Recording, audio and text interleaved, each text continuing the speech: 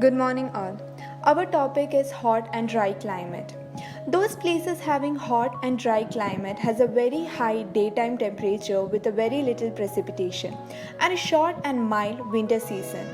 Another important characteristic is a high diurnal temperature variation. That is, on the same day there will be a variation in high temperature and low temperature. The dry climate is spread along the area from 20 to 35 degrees Celsius north and south of the equator and the continental regions of the mild latitudes. Dry climate is further classified into two parts, namely dry arid climate and dry semi-arid climate. These are the states marked in red color showing the hot and dry states of India. Those states are Gulf of Kutch, Rajasthan, Madhya Pradesh, southern part of Andhra Pradesh and Gujarat. Characteristics of hot and dry climate. The temperature here is very hot, that is 40 degrees Celsius or even more. Humidity is low, between 10 to 50 centimeter. Precipitation. Lowest rainfall. The arid region have 35 cm per year and semi-arid region have 50 cm per year. Sky conditions. The sky condition here is cloudless skies with high solar radiation causing glare. Architectural features. Urban areas are completely surrounded by narrow and irregular alleys. Buildings are joined together and closely packed in units. Maximum daytime summer temperature goes as high as 45 degrees and relative humidity as low as 20%. This type of climate is experienced in areas far from sea coast and do not receive heavy rainfall, thus the humidity is very low. As we now know the features of this climate, the main aim for the architect will be to avoid hot sun as far as possible, to capture as much as cool air as possible and to provide protection from the dust storm.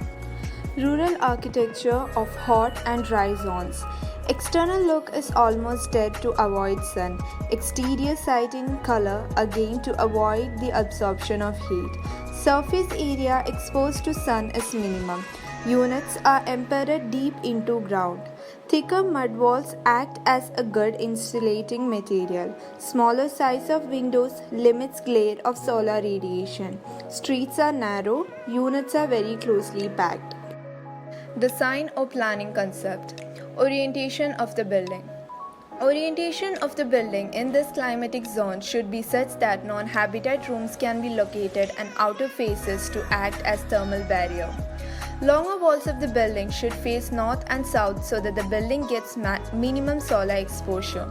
Preferably, the kitchen should be located on leeward side of the building to avoid circulation of hot air and smell from the kitchen. Windows and large opening in walls with heavy shutters should be provided on northern and western faces as light coming from north is always diffused and indirect. Also, direction of breeze, which is from west at most of the places, enters from opening on the west side. Windows area should be 15 to 20% of floor area. Internal courtyard caters for cross ventilation and thermal buffer. Suitable radiation barriers in the form of canopies, chachas and long verandas, etc. should be provided on the west side of the building. House plants. Compact plants are preferred as they will expose minimal surface to harsh solar radiation. Deeper rooms are better against hot outside solar radiations. Inward-looking plants best suited for this type of climate as they straight away protect us from external solar heat and radiations. Courtyard planning along with some trees and small water bodies creates very good cool. Microclimate as evaporate cooling effect occurs in this type of courtyard. Thicker external walls with minimum windows should be used to avoid heat and solar radiation.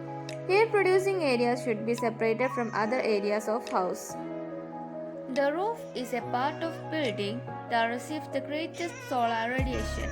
Thermal performance depends to a great extent on its shape, its construction and the materials used. The first key element for the roof is a highly reflective surface to minimize the amount of solar energy absorbed.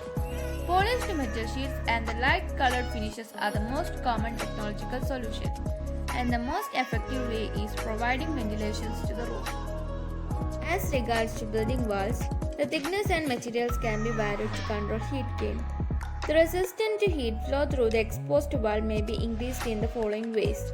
First, increase the thickness of the wall. Adopt cavity wall construction. Use wall made of suitable heat insulating material. Fix heat insulating materials on inside or outside the exposed wall. Use radiant barrier. Apply light colored whitewash on the exposed side of the wall. In case of openings, external openings should be small. Eastern and western side windows should be protected by trees. Large glass areas should be avoided. Deep sunshades are required to shade windows effectively that would help from reaching direct sunlight into the building. It would be more effective if we separate our sunshade from main structure. Windows sills should be higher to provide dust protection. Sufficient number of ventilators close to the bottom of slabs should be provided for hot air to escape from the roof. We have selected Hawa Mahal for our case study. It is an iconic monument in Jaipur, Rajasthan. Jaipur is also known as the Pink City. The construction of Hawa Mahal was completed in 1799. Its height is 50 meters. Architectural style is a fusion of Islamic Mughal and Rajput. Architect is Lalchand Ustad. The main material used for construction are red and pink sandstone. This palace is a 5-story pyramidal shaped monument that rises to about 15 meters. The top 3 floors of the structure have the width of a single room, while the first and second floors have patios in front of them. The front elevation is like a honeycomb with small peepholes. Each peepholes have tiny jali work, pink windows and arched roof with hanging cornices. The interiors of the Hawa Mahal are stark and plain with a mass of pillars and passages that lead to the top story. Its cultural and architectural heritage is a reflection of a fusion of Hindu Rajput architecture and Islamic Mughal architecture.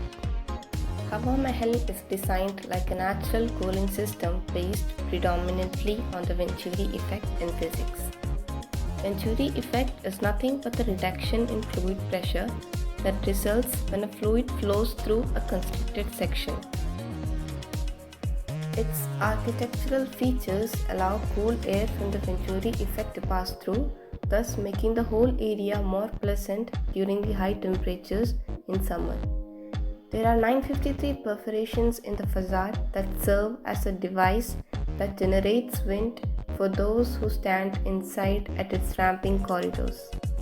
The fractal design with the self-repeating pattern at every scale up to the 4th floor where one can spot the Brihat Samrat Yandra, the tallest sundial at Jantar Mantar.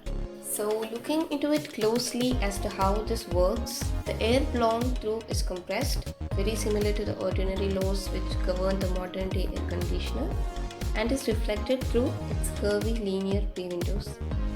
With the Hawa Mahal being made of limestones, the principles that govern the making of the Hawa Mahal make it a very climate responsive building, to the point where it is dubbed as a natural air conditioner.